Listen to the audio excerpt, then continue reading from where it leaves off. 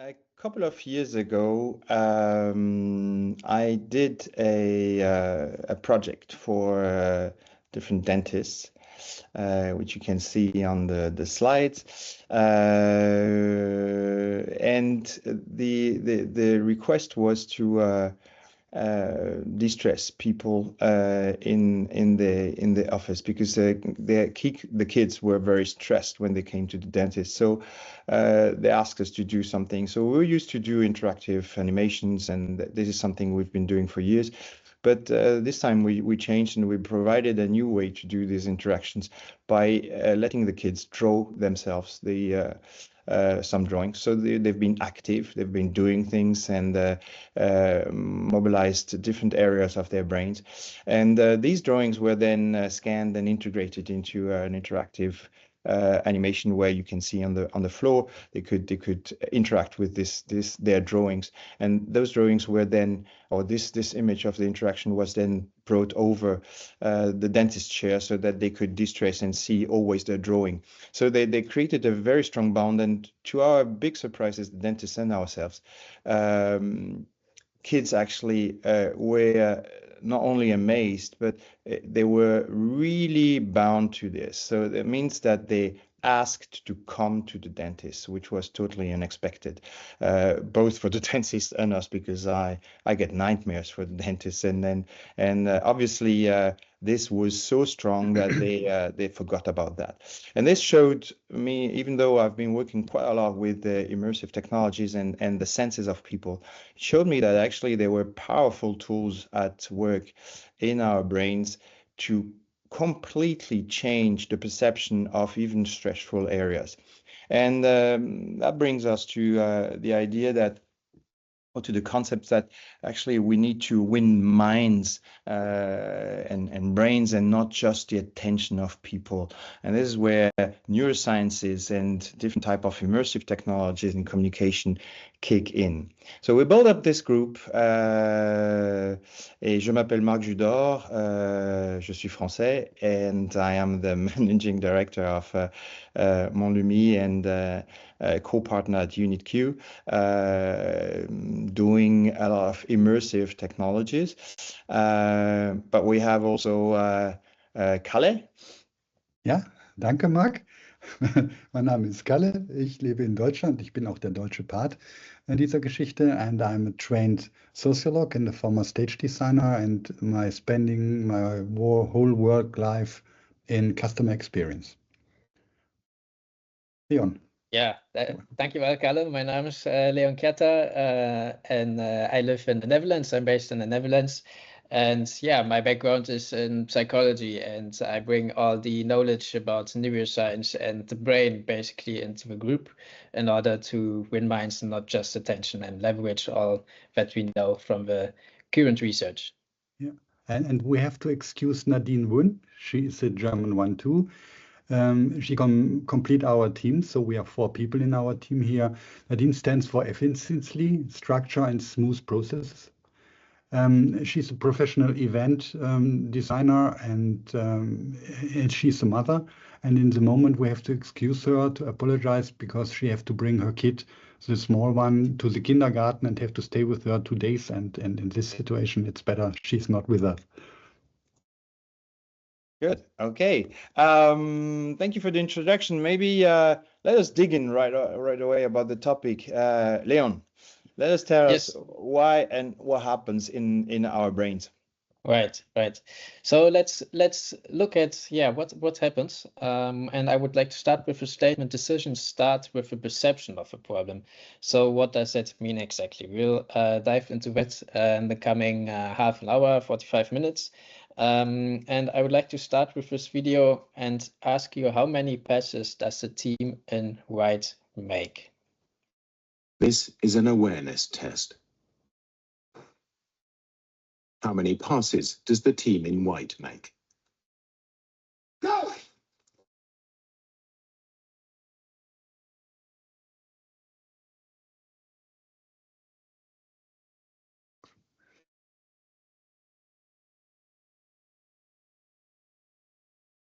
So do you have any ideas? How many passes did you see? I Well, see 11. 11. Yeah. Well, yeah, I think that's approximately right. The answer is 13. 13. But did you see the moonwalking bear?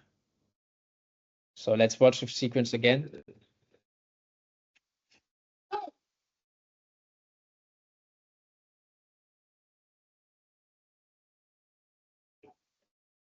And here you see the moonwalking bear.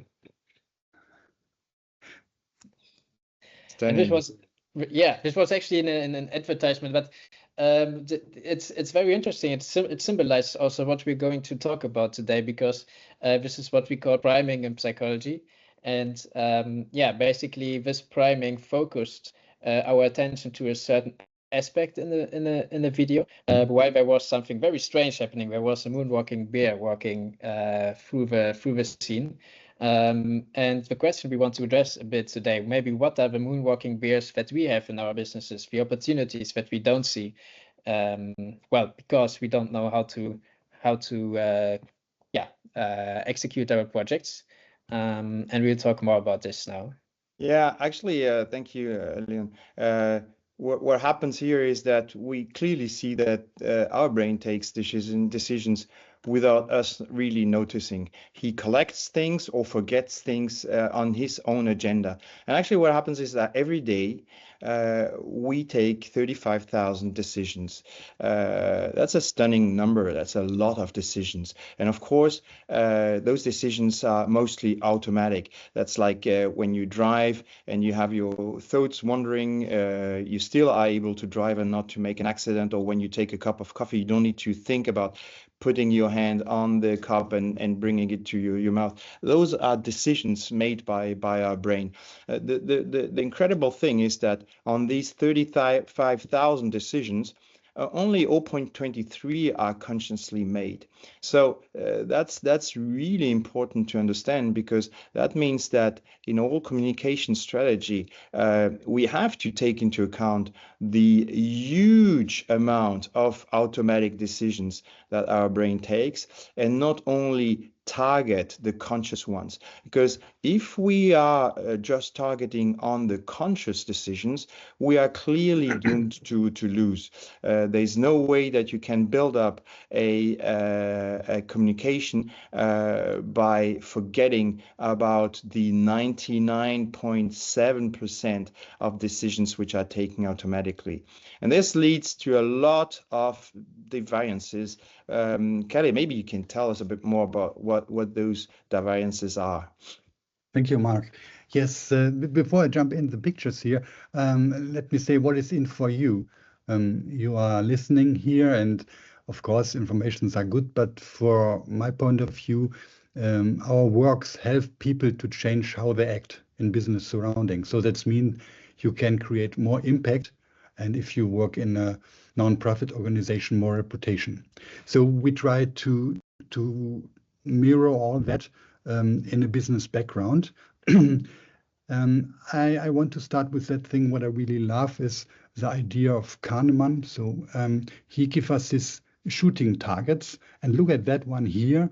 You see the 4 people hit the target, but they didn't hit the center. What happened? They do a bias, they do a systematic arrow.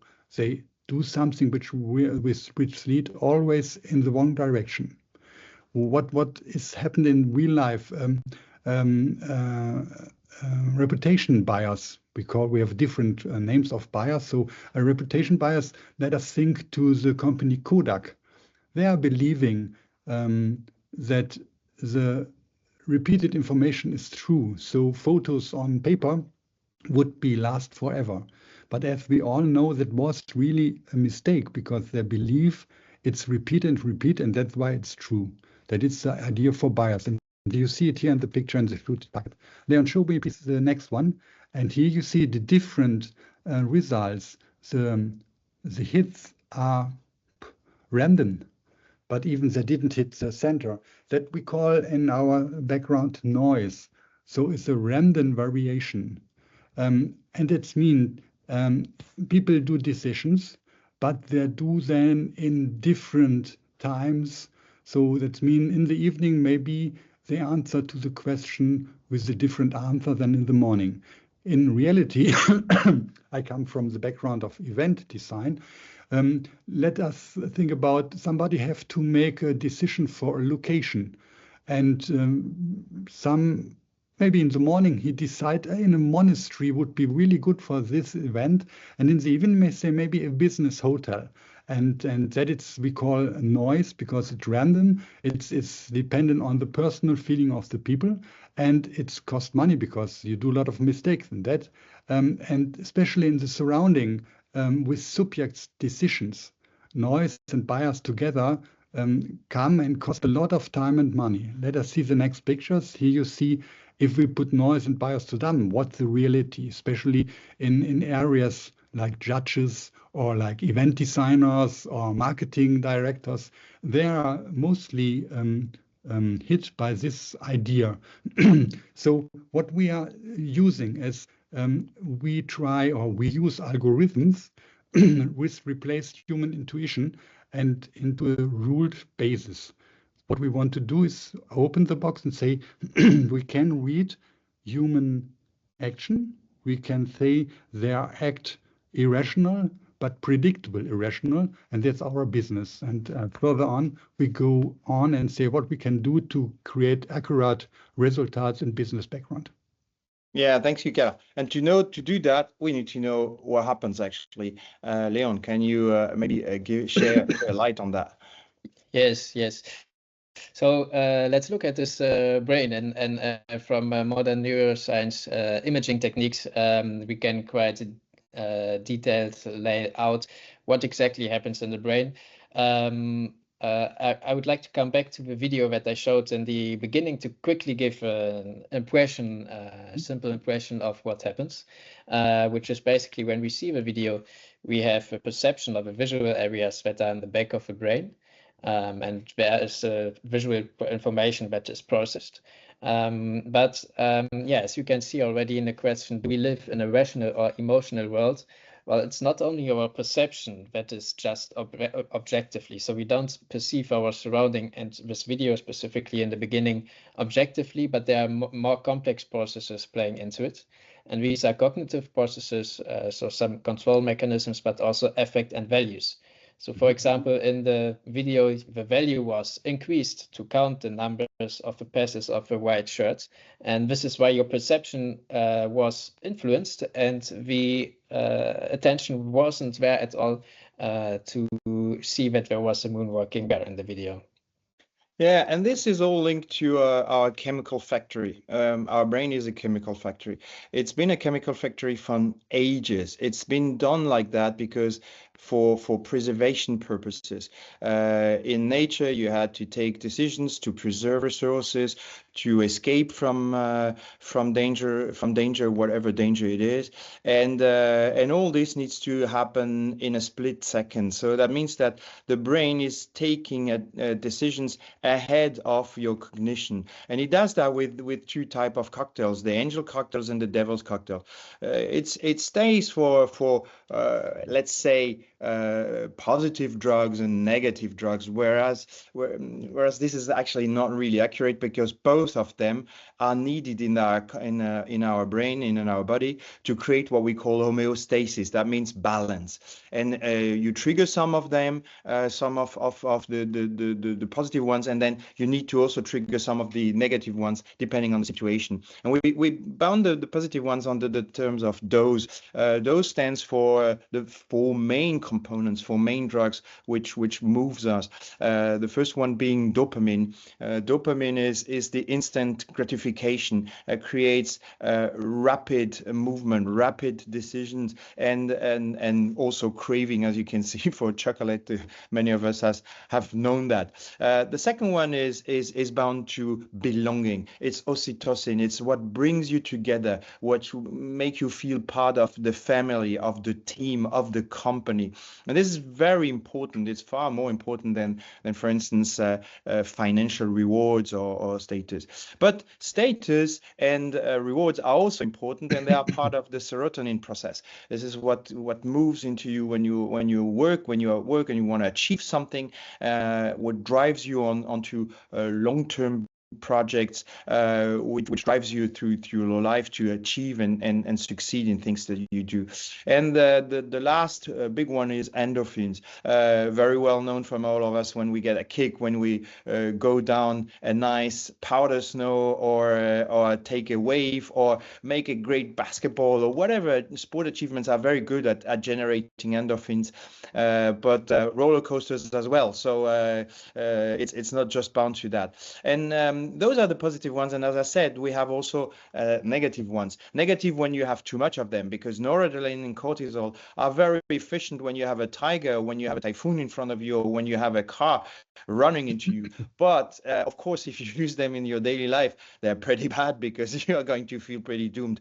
Anyway, those are the components which are actively working in our brain all the time, and we try just to do the balance between all of them in order to run our lives. So what we try to do is to manage them and generate them artificially. And Kalle, one good example is the limbic map. Maybe you can share what happens in a limbic map and how we use that. Yeah, wonderful. Mark, thank you. Yes, the limbic map is one of this we call algorithm tools. We know that people act irrational, but predictable irrational. And Mark mentioned that, let me say, 18–19% of the decisions are make emotional, not by cognition. And in the background, we do not need, sorry, Leon, for that, we do not need deep psychological research, but we have the need to make a quick frame in what psychologic emotional needs we want to communicate. So this system show how people make emotional decisions. You see 3 areas: stimulants, balance, and dominance. And all these emotions are mixed, they are systematically there, but usually one of them is stronger in the person in a moment. So I will explain what is stimulants. Stimulants is about fun, about curiosity, and new things. And let me speak like a car selling company. If you want to sell to a stimulants person a car, it would be maybe an adventure car where you can go to the beach and make camping, to feel new things and have new experience. And the balance system is shouting, hey, stop, no changing, it have to be like it is, it's stay like it is, and we do not want any changing. And if you want, so we speak about safety, we speak about nostalgia, we speak about friendship, about family, and all this emotion is there in this balance area. And if you want to sell somebody a car in this balance area, you have to look for a family car, which is economic, which is safe, which has space, but do not make more than brings these people from A to B in a safe surrounding. And the dominance thing, interesting, there we hear power, strength, and winning things. If you want to sell a car in that emotional surrounding, sell them a sport car, maybe red, loud, and aggressive in a way. And to mention that is not a moralic judgment, that is an emotion which are there and which are dominant in a moment. So if we have a group of customers in front of you, we use this limbic map to make a frame what kind of emotion we want to trigger if we want to sell this or that.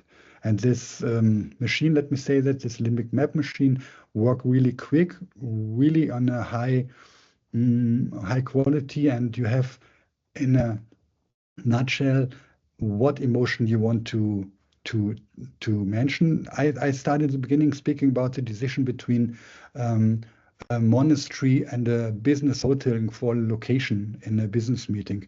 And we use the decision where we want to go in a location research with this limbic map. So if you want to have communicating with people in a dominant surrounding. Maybe a monastery is not the right one, but a castle somewhere on the top of the hill, or a high-end business hotel. And on the other hand, if we want to speak with people who is more in balance, maybe we bring them better in the surrounding of a monastery to get better impact for our information we want to transmit to them. Yeah, That's thank in a you, nutshell. Kalle. And that's true. And we've been using that actually already a lot into different type of projects. Kalle mentioned that he works a lot in events. Of course, the one first part is to stage things. I mean, it's like put them in a scene and see how it happens. And then the second part is as he mentioned, to trigger the right approaches, stimulants, balance, dominance, whatever. It needs to be defined and then worked on. We have a great tool to do this. It's immersive technologies.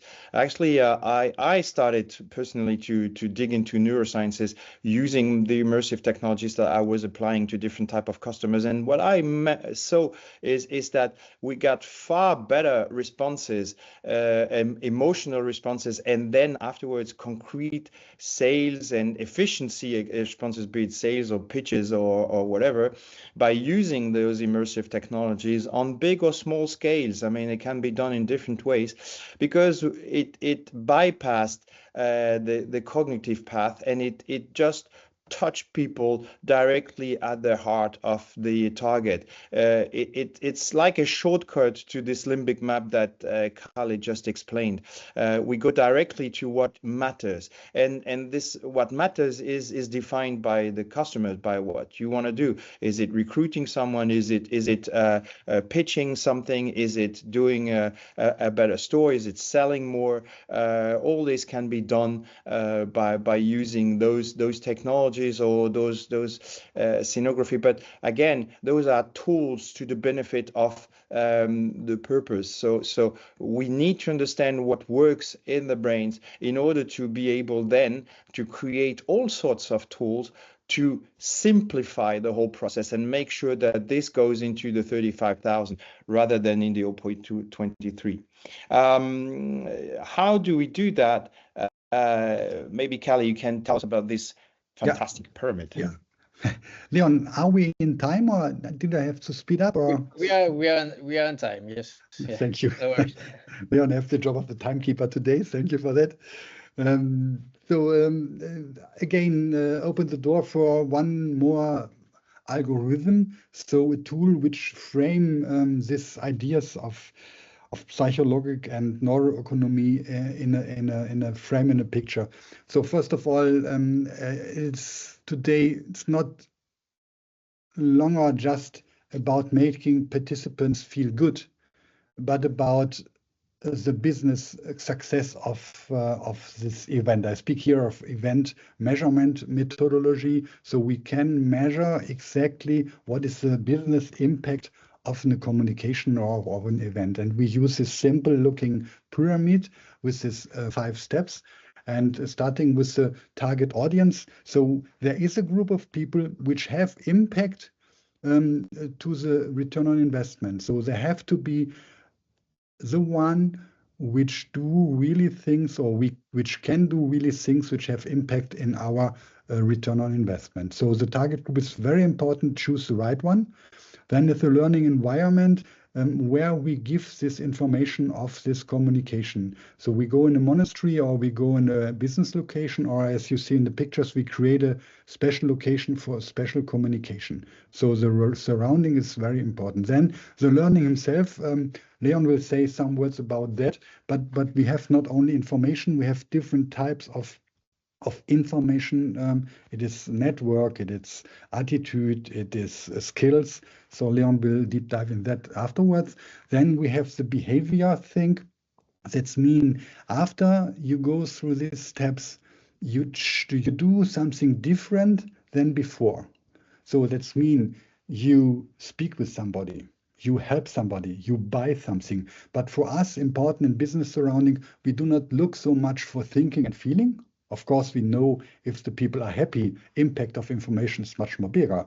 But we're looking what they are doing, what behavior they take after the event to create an impact. So easy to say, okay, they have the desire to buy a car, then they buy a car, so we have a return on investment. But this pyramid seems very easy.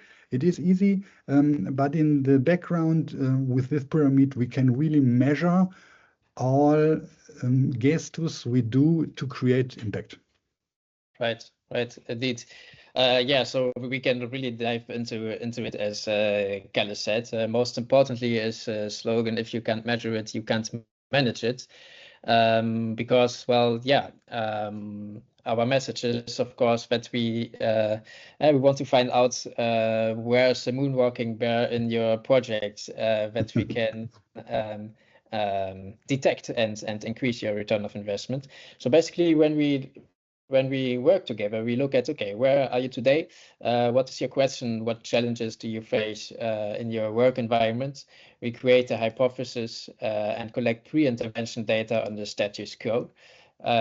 We have an experience design intervention. We showed some examples. In a moment, we will show you a bit more examples. And in that intervention, we target specific attitudes, emotions, behavior, or network facilitators, for example, when the goal is that people meet each other. When we collect and compare it to post-intervention data, we can evaluate it, and in the end, we can come back and see if there are new projects that can be evaluated. And this whole circle basically informs your return on investment when we work together. Yeah, thank you, Leon. It's as Kalle mentioned, that we are predictably irrational, and we can measure it, and we can influence it, and we've been doing that already. I mean, it's not just we're not just talking about theory. We've done several projects going into that direction.